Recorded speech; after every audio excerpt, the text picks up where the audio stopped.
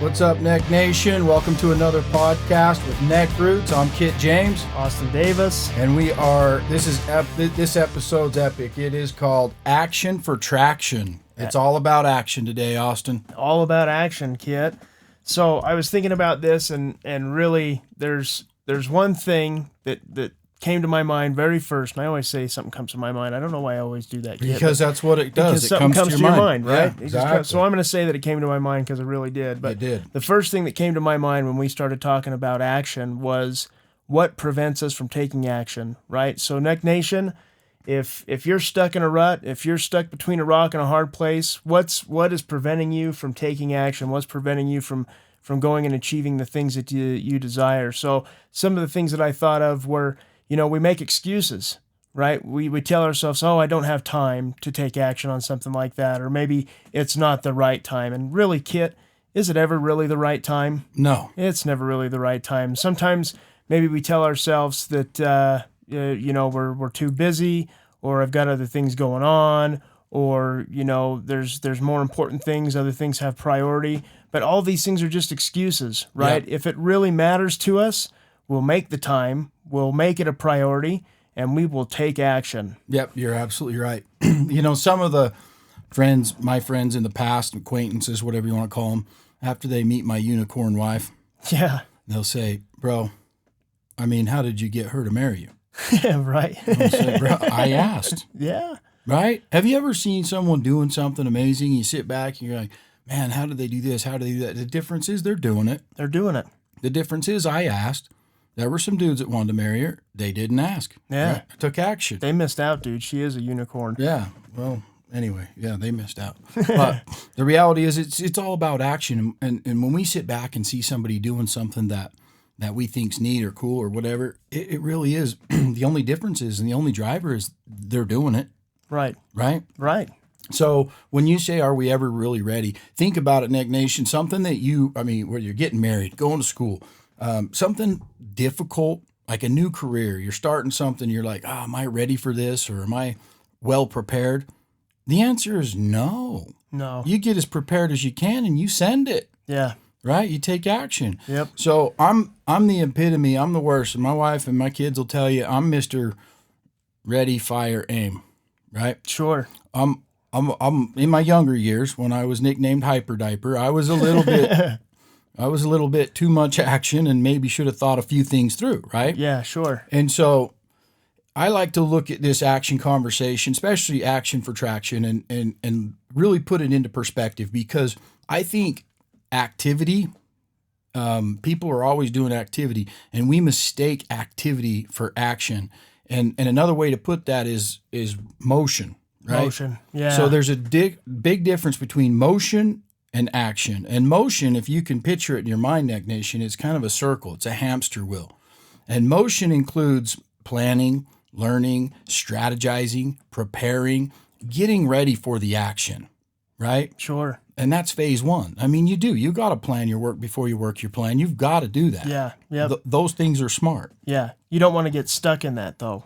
Right. And I think that's where it becomes a blankie or a comfort zone for a lot of people. And I know a kid that's, been going to school for the last 16 years. I'm like, bro, you graduated? Oh, yeah, now I'm working on my doctorate, my master's, my blah, blah, blah. It's like, dude, he's a professional student. Oh. And so when you ask him, hey, what's up? How's it going? Oh, going to school. And that's awesome. Going and getting that kind of intelligence and that kind of learning. And we should always be learning as we're becoming, right? Oh, sure. Absolutely. But sooner or later, we got to pull the trigger too. Yeah. Right? Put some of that learning in the fire and see if it burns. Yeah. Right? Exactly. So, so motion is that preparation period. That's phase one. And phase two is the action.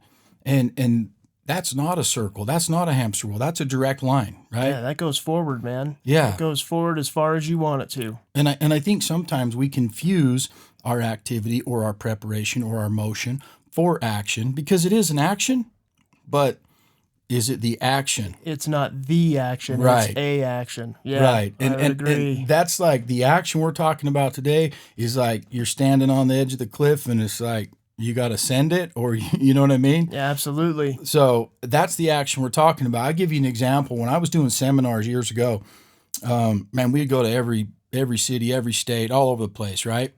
And there was this lady, really nice lady, older lady, widowed, and she would come through and in our education system and listen to all the speakers, and she knew all the speakers. And Okay. and so about 6 months later, I'm up on the big stage doing my presentation, and she comes up to me afterwards, and I'm like, I called her by name. I'm like, you were here 6 months ago. Yeah. And I'm like, that's great. You doing the same one? Yeah. I'm still learning.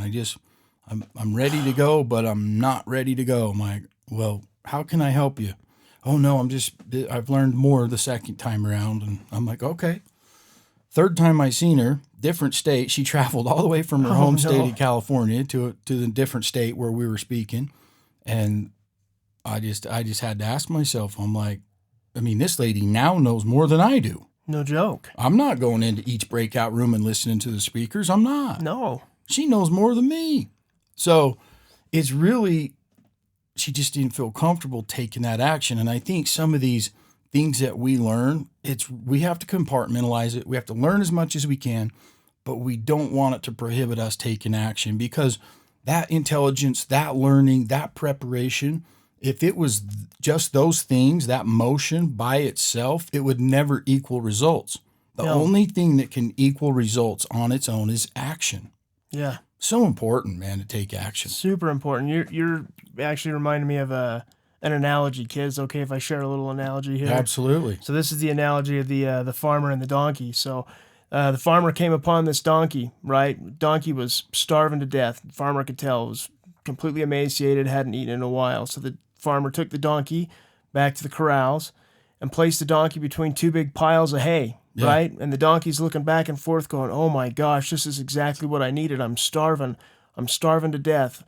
And the donkey sat there in his indecision and actually starved to death until he died, right? And never decided which pile he was going to eat from, right? Wow. Even though it was sitting right there in front of him. Yeah. And I think sometimes we find ourselves in these situations where we've got two decisions, and neither decision is a bad decision, right? Right. But we just sit there and we play back and forth. Oh, should I go A? Should I go B? What should I do? What should I do? And really what we need to do, just take action. Right. Pick one and go for it. No regrets, right? Yeah. And if it ends up being the wrong one in the long run, then you learn from it. It's a failure. Then you go back and you choose the other option, right? Yep. But just take action. Move yourself forward. Don't let decision paralysis keep you from progressing or from becoming like this donkey did. I mean, we don't want to die from our decision paralysis, kid. No, absolutely not. You think about it and you think, how many times do we look back and go, man, I wish I would have taken action on something, a year ago, 2 years ago. Yep. And so if I can say anything about action, it's like without regret and preparation's important, but if I can say anything, it's like, think about a year from now, what you wished you would have started today. So what is it we're working on? Action is not just something that we want to work on to become better. It's not something we want to make more. They could be a lot of things, not just being successful and making money, not just being in better shape. Yeah. Action can go a lot of different directions in all facets of our life, right? It's important though, and it's the driver. So if you can just look at motion and learning and intelligence and all these things, that donkey being led to food and him not taking action, all these things are the vehicle, but they certainly aren't the driver. When the driver's there, dude, he's smoking them, right? He's full throttle, brother. Yeah, he's smoking them, bro. You can see it, and that driver's named action, and that's what gets us where we want to go. Yeah. So it's super important to take action. I think about even in the Bible. We can look back at the Bible. Faith without works is dead, right? And what is faith? I look at faith. Faith is our hopes, our dreams, those things that we look for, right? That we hope for and dream about. And without works, that's the action, right? Yeah. And so for our hopes and our dreams and for faith to get to the destination where it wants to go, actions and work has to be the vehicle. It has to be the driver. It's got to be there. Yeah. It's so important. So I think about taking action, and sometimes we can take action the wrong way too, right? Sure. Sometimes we build more walls than we do bridges. Yeah. Right? Yeah, that's for sure with me. So I mean, action can be a good thing and a bad thing, but most of the time it's a good thing, especially when, there's one thing that always keeps us in that motion circle, that hamster wheel, and that's fear. And you know what's interesting about fear is fear of taking action, because you don't want someone to make fun of you, or you don't want to be humiliated. You don't want to fail in front of people or whatever, right? And I get it, but fear doesn't live in the past. We're not afraid of yesterday, No. right? Fear only exists today or tomorrow. Yeah, And so the only thing that gets rid of that fear is massive action. that's right. That's right, dude. People are going to talk anyway. Let's give them something to talk about. Smoke them, Yeah, right? Yeah, absolutely. You were talking about hopes and dreams, Kit, Yeah. and fear prevents us from achieving our hopes and dreams. And really, NeckNation, what are your hopes and dreams, and what are you doing about it, right? Yeah. Because it takes action to achieve those hopes, dreams, wants, wishes, whatever you want to call them, right? If you've got goals, if you've got desired outcomes, the only way to reach those desired outcomes or goals is your action. Yeah. And it's making me think of an example here. So I got a buddy who drew an elk tag last year, and you know how, when you draw an elk tag in Utah, it's kind of a big deal, Yeah. right? I mean, a lot of people hunt elk in Utah and they draw Yeah. tags, but when you finally cash in your points and you get your tag, it's like, okay, I've been preparing, X number of years for this. Well, he gets his tag, and he's wanted this elk for a really long time, right? So he goes out months before the hunt, several months before the hunt, 3, 4, 5 months before the hunt, and he's setting up trail cams within whatever the limits are, right? Right. I mean, you can set up your trail cams within certain limits. So he sets up 12 trail cams, right? And he's on these trail cams every weekend. He's up there checking these trail cams. And this is months before the hunt, right? Right. This is months before the action takes place. And so he's monitoring these trail cams. Eventually, the time runs out for the trail cams, so he runs back up there, grabs all the trail cams, brings them down, and then puts this whole plan together, right, of all these guys that he needs to be at the hunt. And before that, he's up there glassing every weekend, and during the week, every chance he gets, he's taking jobs up near his hunting unit so he can glass and just make sure that when the time comes, when the opening day of the hunt comes, that he's ready, right? And he's prepared. And so we got 15 guys up at the cabin, right? And we're all going to help him hunt. And he's put this all together. And some of us were on horses. Some of us were walking with him, right? Some of us were glassing on the other side of the hill, helping him with this hunt. And the reason I share this example is this is something that he wanted. Right. And he wanted it bad enough, right, that he put all this work and this action into achieving it. And did he get his elk? Yeah, he got his elk. He put his work in, and he did. He got his elk, right? And so, I mean, it takes work. It takes action. We can't just have these hopes, dreams, wants, and wishes and then expect them to show up on our doorstep, a month, 2 months, a year down the road. Yep. We got to march towards them. We got to start walking. We got to start running. We got to take that action. Yeah. And you know what? Action and that activity of action, it builds habits. Oh, yeah. And it gets easier and easier. And those habits, I mean, our daily habits equal our future. So if you take that action that develops habits, and habits equal our future, you can kind of see a little bit further down the road, just like that example for your buddy. I mean, if he had 12 cameras up, if there was no action or activity on those cameras, you'd be shooting in the dark of where to go take action. Yeah, right? you Especially would. with 15 dudes, right? Yeah, Where are you going to send them? Yeah, where are we going? So if our habits equal our future and action will help us build our habits, it'll also, one thing I've noticed about taking action, whether you win or lose, you fall short or you go the long distance, and no matter what it is, it builds your self-esteem. It's a confidence builder. So action can be the driver that really builds your value and your self-esteem and helps you feel and trust yourself a little bit more, right? Because if you're always in that motion and you're never pulling the trigger and taking action, your self-esteem, it only goes so far, and then it hits the brakes, right? Yeah. And I just think about it all the time, and you can sell past the close. I say that all the time to my, hey, once you're selling your mom on something, dude, if she's sold, stop. Right? Just tell her, press hard, all 3 copies, sign right here. If she's sold, don't sell past the close. You're going to talk her out of it. Yeah. Right? And that's true in life too. Action, we can take that action, but when your action's done, be done and go on to a new action, right? And or I'll say, you know what? Sometimes we go so far north, we're really going south. Right. And the reality is, I think sometimes we overevaluate so much that we think we're going north, but we're really going south, right? So we can overdo it.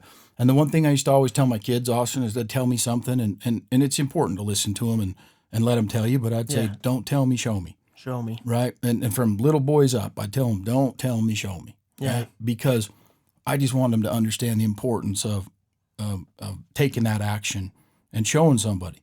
Let them talk about what you already did, not what you're going to do. Yeah. Right? Yep. So we're going to all do something, right? And so it's better to just show me. Show me. Right? Yeah, it's a lot better. Matter of fact, we've got this NECKROOTS. This is our gratitude and action journal. There you go. Not just an action journal.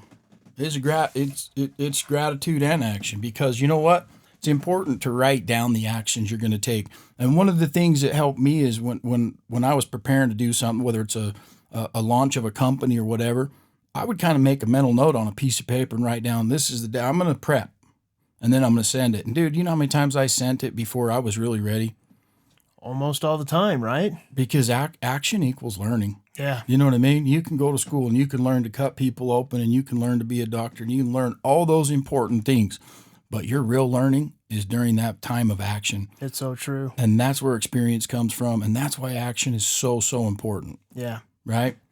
So we can't discount it. I mean, you look at a ship in the harbor, big, beautiful ship tied up safely in the harbor, and you know what it was built to do. Go sailing. Yeah.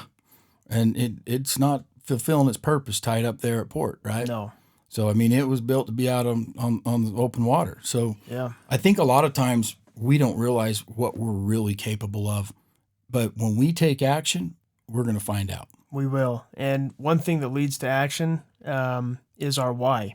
Yeah. I know you and I have talked about this before. Yeah. We've maybe even mentioned this on our podcast, but finding your why, So NeckNation, is hugely important to taking action, right? Because sometimes we lack motivation or whatever it is. You have got to find a why, and it needs to be powerful. It needs to be enough to get you to get your butt up off the couch and start working towards your goals and your desired outcomes. The why. Find your why, NeckNation. Man, it makes it so much easier to send it and take action. Big right? time.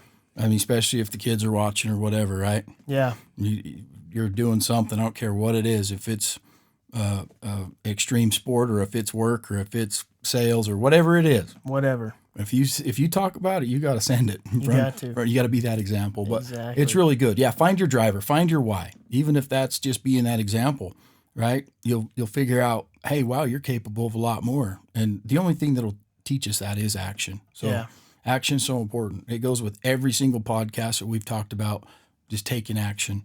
And it's important.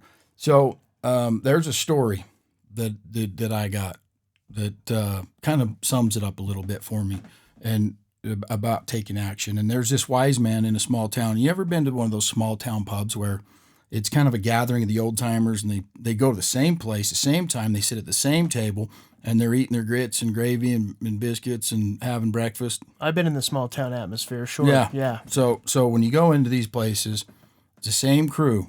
And when someone else different walks in, they kind of stop and look and wonder what he's doing, right? Yeah, yeah. So just to set it up, so this guy, this old guy, he kind of the wiser old guy of the town. He goes the same place with all the locals, same time every morning as well. But he doesn't say a whole lot, right? He'll just go in there by himself, sip his coffee, and eat his breakfast and not bother nobody. But he has to listen to the conversations, right? Sure. What's going on in town and the drama or whatever. But he said there's this. Every morning, the same group of people at this same table come in, and they'll complain about the exact same problem over and over and over again, right? And so he never says anything. One day he decided to tell a joke, right? And he goes, "Let me tell you guys a joke." And they're like, "Oh, frick, the old wise man's talking. We better listen," right? Everybody stops eating and listens. And so he tells them a joke. And they look at him and they laugh, and they thought it was funny, and the waitresses are laughing and everybody's laughing. It was a funny joke. And he goes, "Now I'm going to tell you another one." They're like, "Okay." So they're all listening. He tells them the exact same joke. And a few of them chuckle and smile, and not as many laughs. Yeah. Right? And he goes, all right. So I'm going to tell you one more joke. And they're like, okay. Because the wise man, this wise old man, he usually don't say a whole doesn't lot. say nothing. So they think, hey, when he opens his mouth, it's important. Let's listen. And so he tells the exact same joke the third time. And nobody laughs. They don't even smile.